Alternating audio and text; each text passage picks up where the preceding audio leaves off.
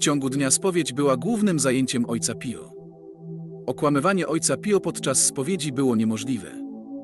Zaglądał on w ludzkie serca.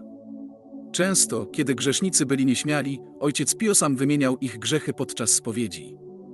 Ale potrafił też surowo zgromić kogoś, kto nie chciał wyznać któregoś ze swoich grzechów. Ojciec Pio zapraszał wszystkich wierzących do spowiedzi przynajmniej raz na tydzień.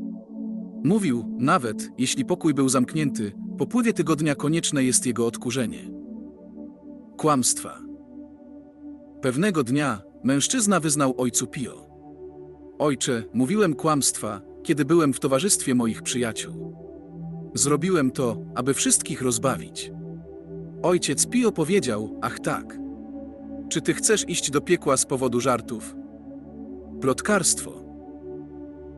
Pewnego dnia ojciec Pio powiedział do penitenta: Jeśli plotkujesz na temat innego człowieka, to znaczy, że usuwasz tą osobę ze swojego serca. Lecz uświadom sobie, że gdy usuwasz tą osobę ze swego serca, razem z tą osobą z twojego serca usuwany jest również Jezus. Magia. Pewna kobieta powiedziała: Spowiadałam się u ojciec Pio w listopadzie 1948 roku. Wśród wielu innych spraw powiedziałam, że jesteśmy zaniepokojeni ciotką, która czyta czasopisma dotyczące magii w naszej rodzinie. Ojciec Pio nakazującym tonem powiedział: Natychmiast wyrzuć te materiały. Rozwód. Młoda kobieta kończyła wyznawanie grzechów.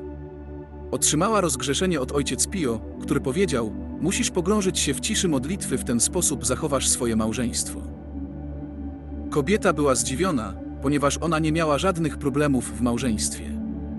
Jednak po długim czasie duże problemy pojawiły się w jej małżeństwie. Jednakże była przygotowana, by stawić czoła tym problemom. Przezwyciężyła trudny okres i uniknęła zniszczenia małżeństwa, postępując zgodnie z sugestią, którą otrzymała od ojca Pio. Aborcja. Pewnego dnia ojciec Pellegrino spytał ojca Pio: Ojcze, dziś rano odmówiłeś rozgrzeszenia kobiecie, która dopuściła się aborcji.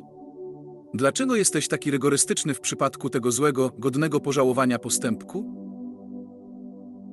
Ojciec Pio odpowiedział: Dzień, w którym ludzie, zatroskani o ekonomiczny rozwój, z powodu cielesnych defektów lub z powodu poświęcenia się dobrom materialnym, zagubią się w horrorze aborcji, będzie najstraszniejszym dniem ludzkości.